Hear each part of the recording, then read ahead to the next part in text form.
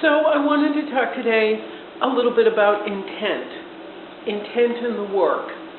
Now, a lot of my paintings, as you see right now on Facebook, are paintings of children and families and, sometimes smiling people and happy people.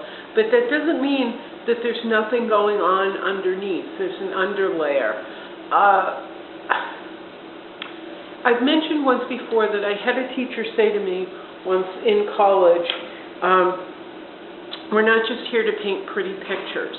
And I found it to be really kind of rude, because really we are. Whether they're something wholly accepted as attractive or not, pleasing or not, they are pretty pictures is what we make. But in that, I think, he was never very clear, but I think he was saying, think about the intent. And in the past few years, past 10 years, I've really focused on the intent of the work. And by intent, I don't mean, I will make a pretty picture. I will make a smiling child. Not necessarily, unless that's what the client wants. What I mean is the underlying story. What is underlying in that picture? Because whether it's the focus or not, which it usually isn't in my work, but the intent, whether it's the focus or not, if it's like glaring people in the face and spelled out and, drawn out very explicitly, people know it. They know when the work is empty. They know when there's no intent or thought behind it. So whatever I'm working on, there is a story behind it. There is an intent behind it. It is defined. Normally, I have done stuff for people where it hasn't been defined, and they've rejected it, and rightly so. But I do what I'm asked to do. I do what I'm asked to do.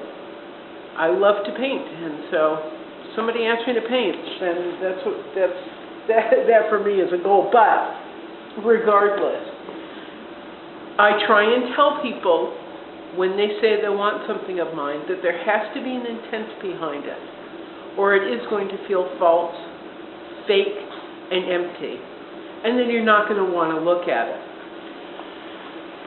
Now, this is what we're seeing a lot on Facebook, and in my YouTube videos, are paintings of children and happy people. And like I said, there's still an intent behind it. A lot of the work I do is based on black and white photographs. And it's not that I take a black and white photograph and say, how can I do the best depiction of this that has ever been done? What I'm painting in my black and white photographs, or from my black and white photographs, are memories. And they're memories of not just the time, but it is included in my intent. But I'm also painting memories of photographs as we believe we remember them being, if that makes sense. I have several photographs of my family that are gone, and it breaks my heart. I can't find them. I have two in particular that I was horribly in love with, and one was, I have no idea why, but one was stolen out of my truck last year, along with a box of rocks and in a couple of empty cardboard boxes. I couldn't begin to explain what happened there, what was going on, what their intent was.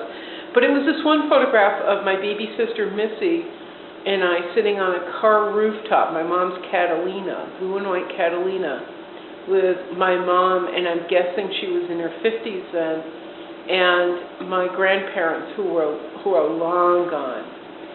And I didn't have any other pictures of my mom and my Grammy and Grampy Pierce together, and so that really broke my heart.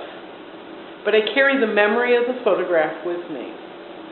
And then there's another photograph of my Grampy Taylor, my mom's dad, Grampy Taylor, and his brother, his twin brother, I believe, and yeah, it was his twin, I didn't know him, but I guess his twin brother, and their wives. And it's such a cool photograph, or maybe it was his sisters. It's been gone so long I don't remember, but they were all big women like me. Everybody was big.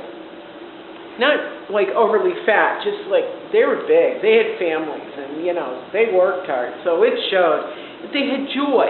They had so much fun together that the four of them are standing together laughing, and they've got their arms around each other. And it was just one of my favorite photographs, and it's gone. So I don't have the photograph, but I have the memory of the photograph, and I carry the feeling of the photograph with me, and the feeling that those people conveyed. And in my paintings of even children together, what I want to do is convey the feeling that I believe they hold.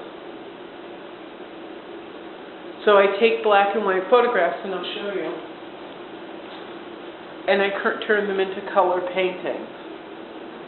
I can't work from color photographs at all. I primarily work from photographic reference because I can take it and turn it black and white. I can only work from black and white.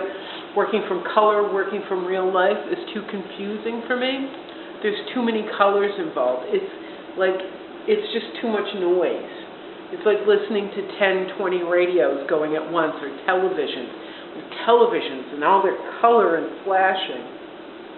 It's too confusing for me to watch a television, let alone go into a store and watch, you know, a display of televisions going. Even if they're displaying the same image, it's too much for me. I don't understand it. It's confusing. It's too much flash. So the same thing happens to me working from real life. I would love to do plein air. I would love to go outdoors in the daylight. It's too confusing, especially if there's a lot of greenery around. It's too confusing. And I would love to do a painting in my studio. But again, it's too colorful. As subdued as my colors are, it's too colorful. So this is what I work from.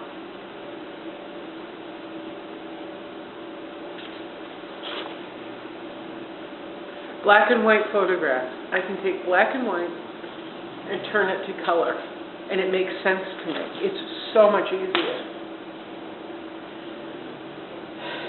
But with this, I'm taking, someone gave up this photograph. I bought it on Etsy. I can't imagine just giving up a family photograph, especially of a beautiful child, but someone did. And so I bought it on Etsy, bought it off a vendor I use on Etsy, and I'm turning it into my version of this. It's not an exact version of this. It's not a perfect version of this.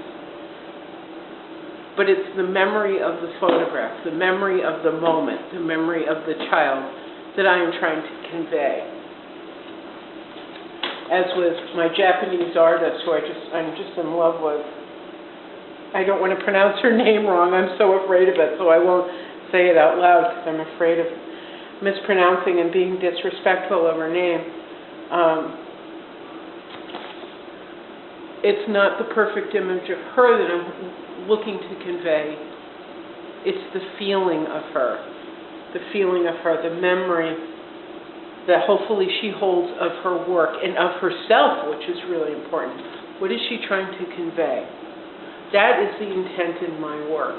In almost everything, and certainly in everything that's been, that people like, the paintings that people support and show an interest in. Oh crap, squished a tube of paint. Oh, it's getting all over the floor. That's what I'm trying to depict. That is the intent. It is the memory of the person, the memory of the person as they saw themselves or see themselves, the feeling of the moment. So when Robert said to me, we're not just here to paint pretty pictures, I was very angry at the moment.